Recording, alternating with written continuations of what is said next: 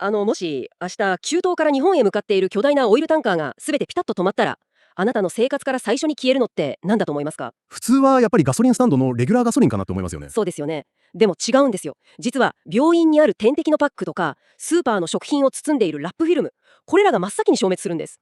本当にあっという間に消えてしまいますね。今日はそこから始まる130日間のカウントダウンと、私たちの社会が完全に書き換えられてしまうシナリオに迫ります。はい。私たちの周りにある当たり前の日常がいかに見えない糸でギリギリに保たれているか、その糸が切れた時のリアルな推移を追うことになりますね。ええ。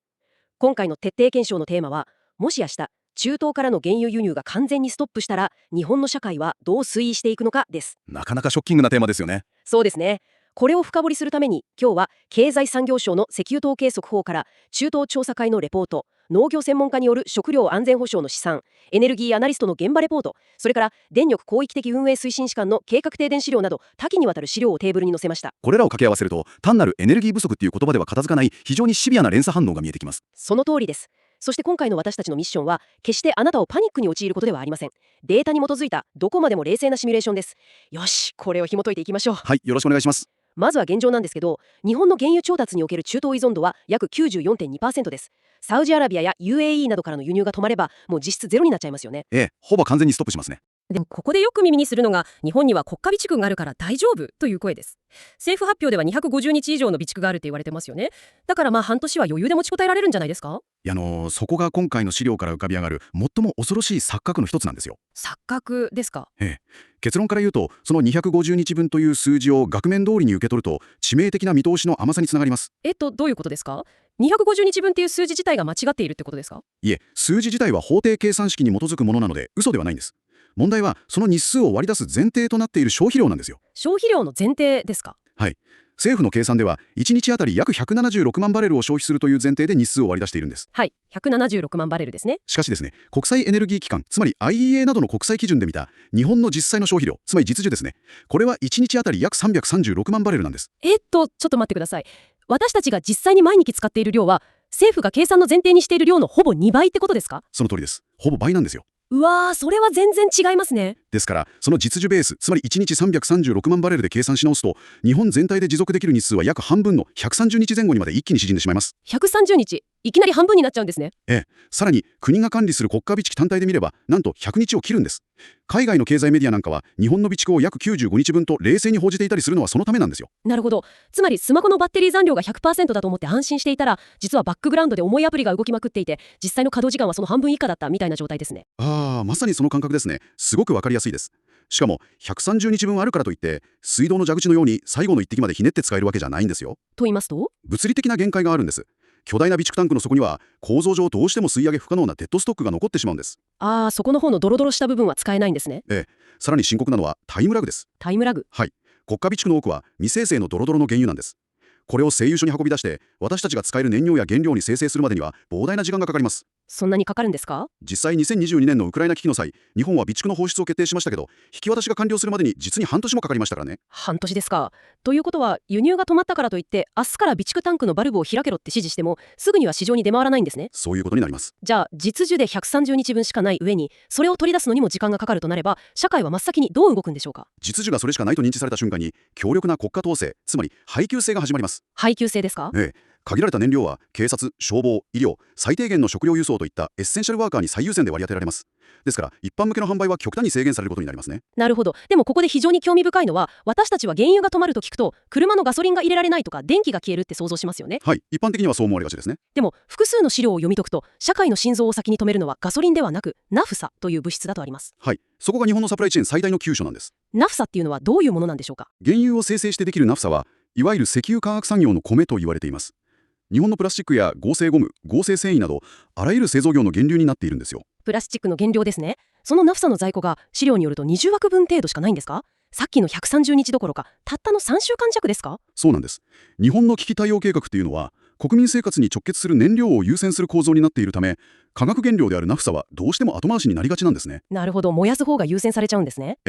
しかも現代の製造業はジャストインタイム方式、つまり必要なものを必要な時にだけ工場に届ける仕組みで極限まで効率化されていますよね。巨大な在庫倉庫を持たないからこそ効率がいいわけですよね。その通りです。だからこそナフサの供給が止まってエチレンプラントが停止するとドミノ倒しが一瞬で起きてしまうんです。ドミノ倒し。例えば自動車産業です。車は何万という部品からできていますが、たった数十円の樹脂クリップや合成ゴムのタイヤパーツが一つ届かないだけで、何百億円もする車の組み立てライン全体がピタッと止まってしまうんですよ。つまりガソリンがなくなる前に車そのものが作れなくなるんですね。冒頭で私が言った医療現場の点滴パックが消えるというのもこのナフサ不足が原因ですよね。そうですね。注射器とか輸液バッグ、カテーテルなんかです。はい、医療ドラマでよく見るやつですね。これらは高度な衛生管理が求められるため、使い捨てのプラスチックが不可欠なんです。でも薬機法の厳しい規制があるため、簡単に別の素材で代用することもできないんですよ。なるほど。じゃあ数週間で医療現場の物資は枯渇してしまうと。はい。他にも食品の包装フィルムなど、実に21の産業分野が連鎖的に機能不全に陥ると分析されています。プラスチックの包装フィルムがないと食品工場からスーパーに物を出荷できなくなりますよね。待ってください。パッケージの問題だけじゃなくて、中身の食料そのものやそれを運ぶ物流の崩壊シナリオもこの資料には克明に記されています。はい。まず物流なんですが、先ほど言ったように経由はエッセンシャルワーカーに優先されます。ということは一般の配送はどうなるんですか？あなたが日常的に使っている e コマースの翌日配送とか、スーパーに1日複数回のトラック配送といった一般物流はすぐにストップしてしまいますね。うわ、それは困りますね。そして最も背筋が凍るのは食料自給率の急落なんです。日本の食料自給率はカロリーベースで 38% と言われていますよね。それでも低いですけど、農業専門家の試算だとこれが実質 9.2% まで急落すると。9.2% です。なぜここまで落ちるんですか？日本の田んぼや畑が急に消えてなくなるわけじゃないでしょうね。現代の農業のメカニズムを紐解くとその理由がわかります。日本の農業は太陽と水だけで成り立っているわけではないんですよ。と言いますと、輸入された化学肥料、農機を動かす経由、そして輸入種子に完全に依存しているんです。化学肥料ってもしかして？はい、石油や天然ガスなどの化石燃料から作られています。そうか、そこも石油なんですね。さらに広大な田んぼを耕すトラクターやコンバインを動かすには大量の軽油が必要です。現代の農業はまさに化石燃料を食べていると言っても過言ではないんですよ。あえて聞きますけど、でも日本にはお米があるじゃないですか。いざとなれば休耕地をフル活用して原販政策をやめればみんなが食べる分くらいは確保できるんじゃないですか。それは肥料と燃料が潤沢にある平時の前提なんですよ。そっか。機械が動かせないからといって江戸時代のようにいきなり手作業で全国の田んぼを耕すことは物理的に不可能です。肥料がなければ次年度の収穫量も半減してしまいます。確かに手作業じゃ間に合わないですよね。さらに衝撃的なのはいざという時のために政府が備蓄しているお米の量なんです。政府の備蓄米どれくらいあるんですか？約100万トンです。100万トンって聞くと多そうに見えますけど、これ国民全員が食べるお米の量のたった15日分に過ぎないんですよ。たったの15日分ですか？海外の研究機関がシミュレーションした結果では、エネルギーとそれに伴う食料輸入が止まった場合、日本で7200万人から1億2500万人が飢餓の危機に直面すると試算されています。日本の人口のほとんどじゃないですか。そうなんですよ。これは単にステーキが食べられなくなるという話ではなく、あなたのご近所のスーパーの棚が完全に空にあり、毎日食べる白いご飯すら手に入らなくなるという極めてリアルな物理的現実なんです。産業が20代で止まり、物流網が収縮し、数ヶ月でスーパーの棚から食料が消える。ちょっと想像するだけで恐ろしいですが、では私たちが一番頼りにしている電気はどうなんでしょうか？少しだけ安堵する材料から言うと、現在の日本の電源構成において石油火力発電の割合は 7.4% 程度に低下しています。それは意外と少ないんですね。はい。主力の LNG、つまり液化天然ガスが約 33%、石炭が約 28%、再エネが約 23% ですから、原油輸入が止まったその日に全国が大停電になるわけではありません。それは少しほっとしました。とりあえず家で電気は使えると。ただしそれも数週間から数ヶ月の猶予に過ぎないんですよ。どうしてですか？石油火力の役割は小さく見えても、電力需要のピーク時に出力を微調整する重要なバランサーの役割を担っているんです。バランサーですか？さらに原油がなくなれば、海外から LNG や石炭を運んでくる大型船の燃料、つまり重油も枯渇します。船が動かせなくなるんですね。はい。つまり他の燃料の輸入インフラもいずれ連鎖的に止まってしまうんです。ということは徐々に発電できる量が減っていくわけですね。そして電力網において最も恐ろしいのは周波数の低下なんです。電気というのは使う重要な量と作る供給のバランスが常に一致していないとシステム全体が崩壊してしまいます。バランスが大事なんですね。はい。数十人で漕いでいる巨大なタンデム自転車を想像してみてください。タンデム自転車ですか？何人も縦に並んで漕ぐやつですね。数人が急にペダルを漕ぐのをやめたら、つまり発電所が停止したら、残りの人がどんなに必死に漕いでもペダルは重くなりすぎますよね。確かに残った人の負担が跳ね上がりますね。そして最終的にはバランスを崩して自転車ごと倒れてしまう。これが発電機が自己網を保護するために次々と停止していく大停電、ブラックアウトのメカニズムなんです。なるほど。一部の電力が足りないだけでシステム全体が倒れてしまうんですね。そのブラックアウトを防ぐための最終手段として、電力広域的運営推進機関の計画に基づき、計画停電、つまり地域ごとに順番に電気を止める輪番停電が長期間にわたって実施される可能性が極めて高いんです。計画停電が長期間、しかも広範囲で続くとなると、私たちの生活はどうなるんでしょうか？スマホの基地局がダウンして通信が途絶え、浄水場のポンプが止まってタワーマンションの水が出なくなります。水も出なくなるんですか？病院やデータセンターには非常用電源がありますが、それを動かす経由が枯渇すれば数日で沈黙します。銀行のシステムも止まるため、現金も引き出せないし、電子決済も不可能です。電気というインフラが止まることで、物理的なものだけでなく、情報や信用のやり取りまでストップしてしまうんですね。これを生き延びるため、国は極端な政策を取らざるを得なくなります。例えば、通勤のエネルギーをゼロにするための原則完全リモートワークの強制ですとか。完全にリモートワークになるんですね。はい。あとは、マイカーの事実上の使用禁止などですね。これは単なる節約ではなく、戦時経済に近い超省エネルギー型の社会へ強制的に適応させられることを意味しています。つまりこの危機は単なる不景気や物不足ではなく、私たちの文明の質的転換を強制されるということですね。そういうことになります。だからこそ、この事実はあなたが知っておくことが重要なんです。今私たちが当たり前だと思っているこの日常が、いかに不破行の上に成り立っているかということですから。はい。原油という一つのピースを引き抜くだけで、複雑に絡み合った現代社会のパズルが音を立てて崩れてしまう。そのメカニズムを理解することが不可欠なんですよね。本当にそうですね。今日は中東からの原油輸入が完全にストップしたらというシナリオを徹底検証してきました。はい。政府が言う250日の備蓄は実需で計算すると130日しかなかった。そこからわずか20日でナフサがつき、医療や自動車産業がドミノ倒しになる。現代農業がいかに化石燃料を食べているかがわかる。食料自給率 9.2% への転落。そして計画停電による完全リモート化という社会構造の強制的な転換。はい。さて、これら全てを踏まえてどういう意味があるのか。そうですね。私たちは今日この情報をお届けしたのは決して絶望してほしいからではありません。この脆弱なシステムの構造を知ることで、あなた自身のビジネスや生活のレジリエンス、つまり回復力をどう高めるかを考えてほしいからです。はい。見えないものを恐れるのではなく、データとメカニズムを冷静に知ることが最大の備えになりますからね。最後に一つ、あなたに考えてみてほしいことがあります。もし、中東の原油が止まることで私たちが強制的に超省エネ社会や全く新しいライフスタイルに移行せざるを得ないのだとしたら、危機が起きてから右往左往する前に、私たち自身の意思で最初から石油に過剰依存しなくても回る社会システムをデザインし直すことはできないのでしょうか。なるほど。面白い視点ですね。備蓄タンクの中に貯めておくべきなのは黒い石油ではなく、新しい社会へ移行するための時間なのかもしれません。この問いを胸に、今日から日常の景色を少し違った視点で見てみてください。もし、ある日突然、中東からの石油の輸入が完全にストップしてしまったら、私たちのこの社会、一体どうなってしまうんでしょうか。今回は、このちょっと恐ろしいもしものシナリオを専門家の資料なんかも見ながらじっくりと解き明かしていきたいと思います。さて、じゃあその核心に迫っていきましょうか。まず、大前提として理解しておかないといけないのが、日本が抱えている、根本的な脆弱性、国全体が揺らいでしまうたった一つの、でもあまりにも大きな弱点についてです。これ見てください。もう厳しい現実ですよね。日本の原油って、なんと 94% も中東から来てるんですよ。これってつまり、ホルムズ海峡っていうたった一本のルートが、僕たちの社会を支える、ものすごく重要で、そしてものすごく脆い生命線だっていうことなんです。ここで一つ目のポイントなんですけど、備蓄があるから大丈夫でしょって思いますよね。政府も250日分以上ありますよって言ってる。でもこれ、ちょっとしたからくりがあるんです。これ実はあくまで計算上の数字でして、私たちが普段使っている本当の消費量で計算し直すと、実質的にはおよそ130日分までガクンと減っちゃうんですね。でもですね、車のガソリンがどうこうっていう心配をする、もっともっと前の段階で、実はもっとやばい問題があるんです。専門家たちが最初に倒れるドミノだって指摘している日本の本当のアキレス腱。それがこの話です。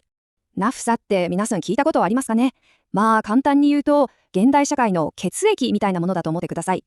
私たちの身の回りにあるプラスチック製品とか合成ゴム、繊維、そういった工業製品のもうほぼすべて、95% の原料がこのナフサなんです。この流れがすべてを物語ってますよね。すごくシンプルで、だからこそどうしようもない。原油が来なければナフサは作れない。そしてナフサがなければ日本のあらゆる製造業が完全にストップしてしまう。そういうことなんです。で、ここが一番肝心なポイントです。じゃあその産業の血液であるナフサ、日本にどれくらい備蓄があるのか、実はわずか20日分程度しかないと見られています。たったの20日です。これはもう専門家たちが口を揃えて言うことなんですけど、ガソリンがなくなるよりもこのナフサがなくなる方がはるかに深刻だと、まさに致命傷。この20日の壁にぶつかった瞬間が今の経済にとってはもう後戻りできない終わりの始まりになるかもしれないんです。さて、次のドミノです。このナフサ不足っていうのがいかに恐ろしいスピードで産業全体を止めてしまうのか、その連鎖反応を見ていきましょう。このリストを見ると本当にゾッとしません？車の部品とか、それは困りますけど、それだけじゃない。注射器とか点滴バッグみたいな命を救うための医療品。それから食品を安全に保つための包装剤。こういうものが文字通り作れなくなるんです。そして、それに追い打ちをかけるようにガソリンとかの燃料が厳しく制限されますよね。そうなると、日本中のものを運んでいるトラック、船、飛行機、この物流ネットワークそのものが麻痺状態に陥ってしまうわけです。生産が止まり、物が運べなくなる。そうなると、次に何が起きるか。私たちの食卓を直撃するんです。日本の食料自給率ってよく 38% って言われますよね。でもこれも実はある種の幻想なんです。肥料とか農薬、トラクターを動かすための石油、これが全部なくなったらどうなるか。専門家の試算だと実質的な自給率はわずか 9.2% まで落ち込むって言われているんです。これ衝撃的な数字ですよね。じゃあ主食のお米なら大丈夫だろうと思いますよね。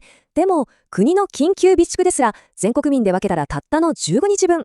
2週間ちょっとで底をついてしまう計算です。この専門家が警告するようにスーパーの棚からお米が消えるっていうのは、特に物流、つまりサプライチェーンに完全に頼り切っている都会ではもう絵空事じゃなくなってしまうっていうことなんですよね。そしていよいよ最後のドミノ、つまり電力網が完全に崩壊するのを防ぐために、社会はちょっと想像もできないような新しい現実に直面することになります。なんでわざわざ電気を止めるのって思いますよね。でもこれには理由があるんです。それはもっとはるかに恐ろしい事態を防ぐため。つまり一度起きてしまったら復旧に数週間、下手したら数ヶ月かかるような国全体が停電するブラックアウト。これを避けるためのいわば必要悪なんですね。計画停電が始まると社会はどうなるか。信号が消え、電車が止まる。銀行の ATM も使えなくなる。携帯もインターネットもつながらない。そして水や下水も止まるかもしれない。私たちの今の生活がいかに安定した電気の上に成り立っていたか思い知らされるわけです。この危機が私たちに突きつけるのは本当に厳しい現実と、そして僕たちが選ばざるを得ない未来の選択肢です。1970年代のオイルショック、覚えている方もいるかもしれません。あの時はトイレットペーパーがなくなって大騒ぎになりましたよね。でも、もし今同じことが起きたら、全く次元が違う話になるんです。社会が複雑になってデジタル化が進んだ分、その影響はもう比べ物にならないくらい甚大になる可能性があります。ここが重要なポイントです。物をギリギリまで在庫しないジャストインタイムの物流とかデジタル経済とか、一見効率的で便利になったはずの社会が、実は50年前に比べてより脆く壊れやすくなっていたということなんですね。そしてこれが私たちに残された最後の問いかけです。この危機は社会の完全な崩壊を招いてしまうのか、それともこれをきっかけに必要に迫られて日本は全く新しい超効率的な社会の在り方へと強制的に舵を切ることになるんでしょうか。あなたはどう思いますか。